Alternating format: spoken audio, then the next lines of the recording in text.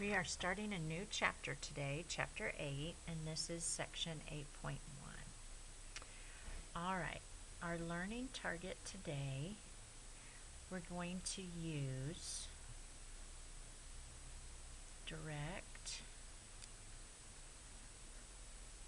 inverse, and joint variation.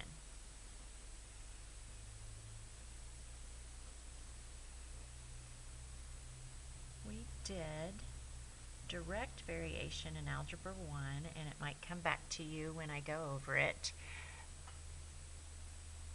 Let's see here. Looks like I'm off the page a little bit.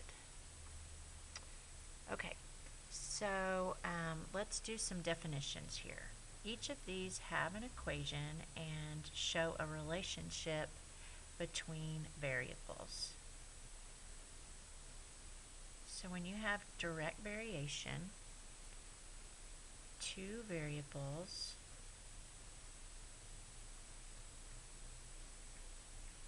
x and y show direct variation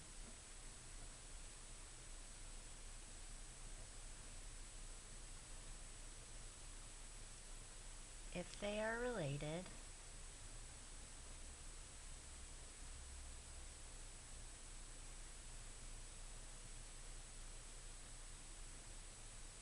that's supposed to be an E, related as follows. So this would be their equation.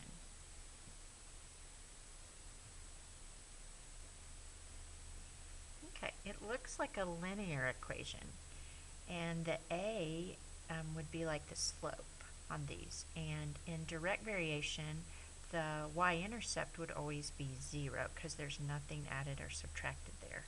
So let's talk about this A. It's called the constant of variation.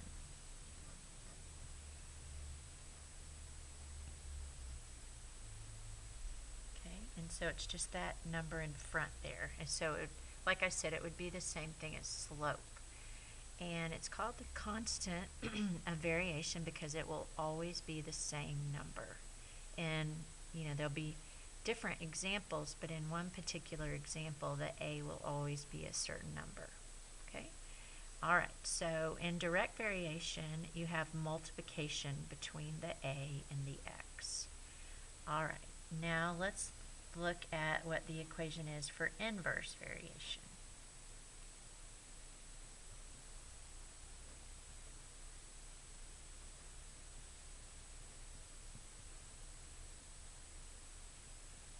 So x and y show inverse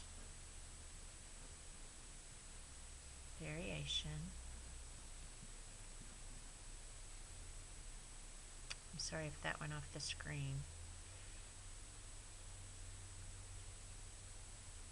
If they are related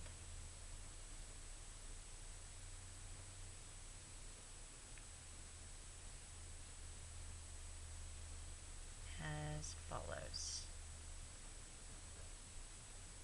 Okay, so in inverse variation, you have the constant again, and the x goes in the denominator, so it's a fraction in this case. Okay, and then we have one more, the joint variation.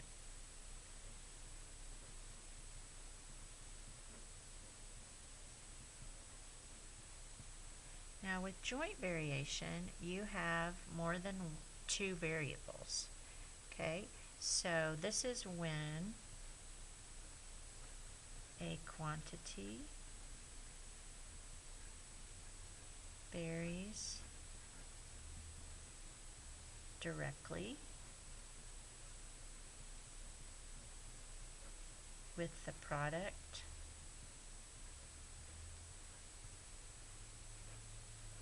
of two or more variables.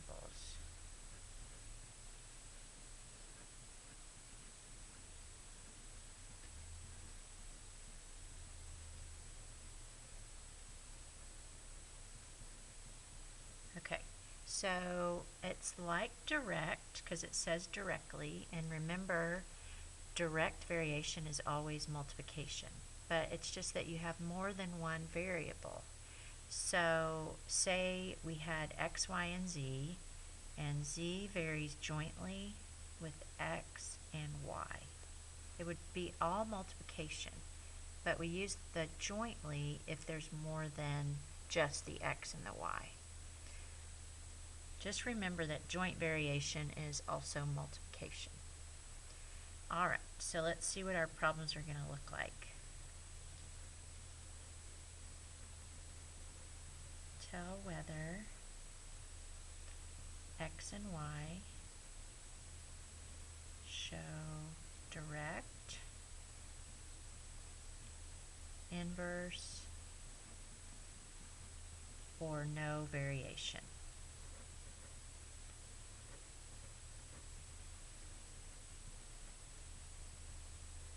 Okay, so it's going to give us an equation. And you notice how all of these are solved for y, or in this case, that one's solved for z. So let's solve this for y. And I would just cross multiply, and I would get y equals 9x. And that looks exactly like direct. So this one is direct variation.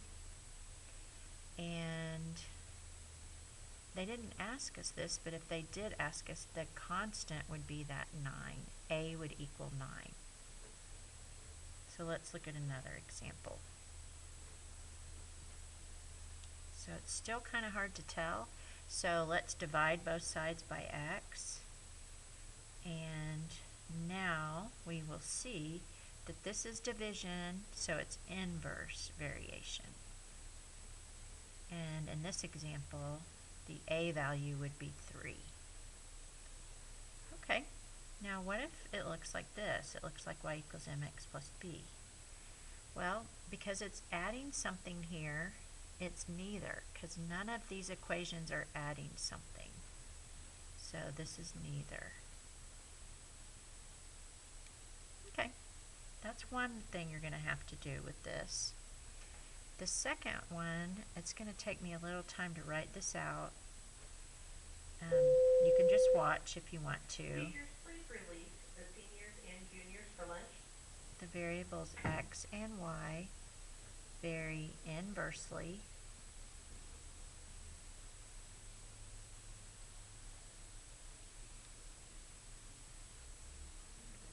And y equals 3 when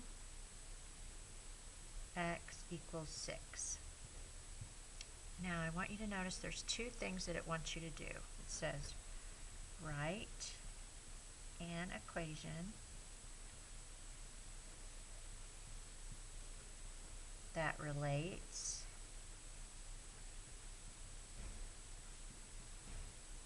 x and y. Okay, we're going to have to write an equation, and then it says find y, find y when x equals negative 9. Two things. So first thing we're going to do is write the equation. Well, in the problem it says they vary inversely. So let's write down the equation for inverse variation. Okay?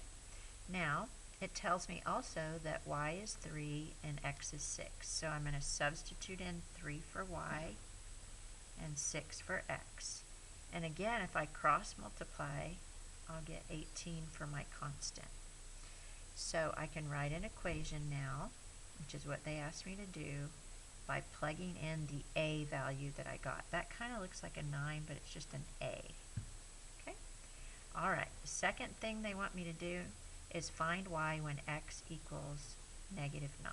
So now I'm going to plug in, that's 18, sorry. 18 divided by negative 9 is negative 2. So I did the second part. Okay? So remember that you have to write the equation when I grade these on a test or a quiz. I'm looking for this, and then you use the equation by plugging the value in for x that's given. Okay, we got a couple more examples here of things we're going to have to do. Sometimes they give us an XY table, and they want us to know if these two variables have inverse variation.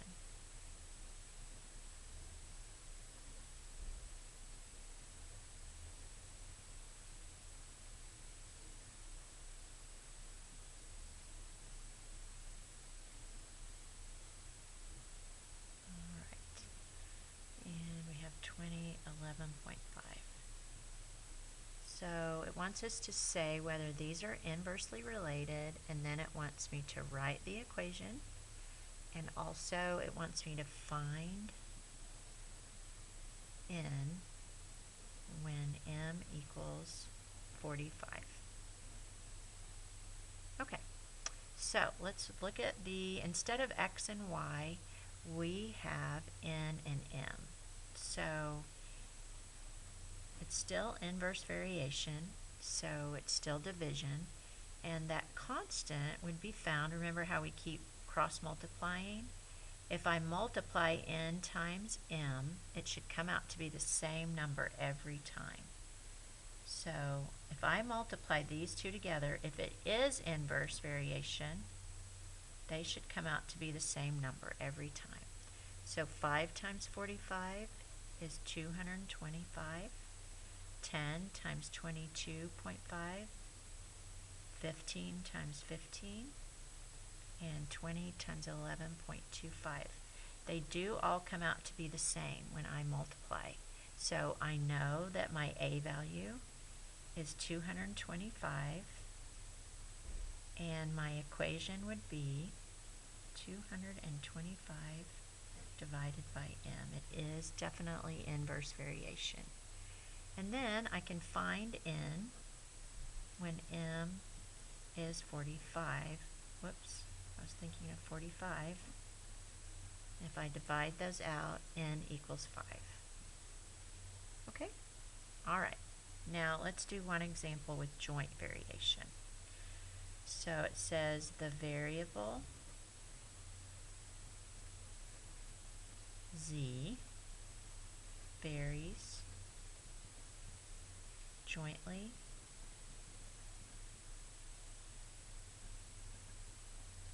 with x and y. Also, z equals negative 84 when x equals negative 4 and y equals 3. Now, it says write an equation, so we had this direction before. Teachers, can you please release the sophomores for lunch? That relates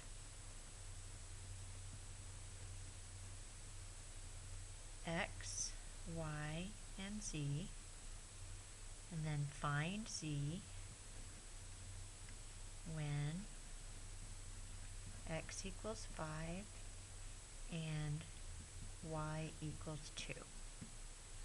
Alright, so the first thing you do is write down your equation. Z varies jointly with x and y. Remember, joint variation is just multiplication.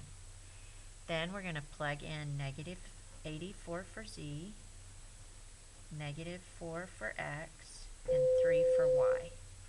Also, there's going to be a language arts team meeting in Mrs. Hamilton's room. Negative 4 times 3 would give me negative 12, and I can find my constant by dividing by negative 12. And A comes out to be 7. Okay, so now write an equation.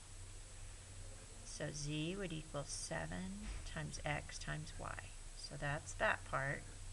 And then the last part, find z when x is 5 and y is 2. And that would come out to be 70. So I'm trying to make a big deal out of you doing both parts. First, find your constant, and then write your equation, and then find the value that they're looking for. Alright, last one. I know this has been a lot of notes for today. sometimes they give you a verbal description, and you have to just write the equation for it. So this one says R varies inversely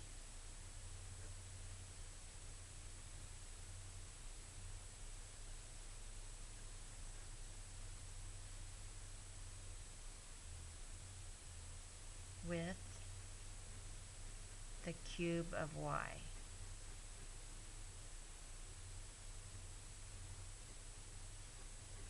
And they just want you to write the equation. It's all they want you to do is interpret these words. R varies inversely, so I know I have my constant, with the cube of y, so that just means y cubed. All right, here's another one.